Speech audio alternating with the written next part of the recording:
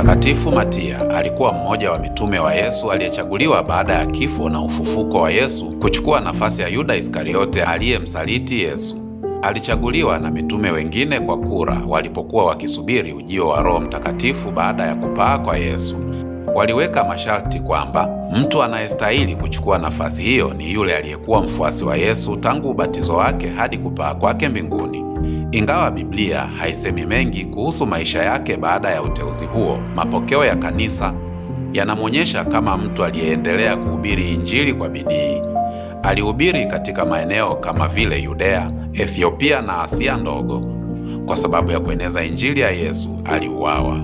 Jina Matia Kiebrania humaanisha zawadi kutoka kwa Mungu. Mtakatifu Matia, shahidi wa uaminifu na sauti ya tumaini katikati ya kimya cha dunia, utuombee.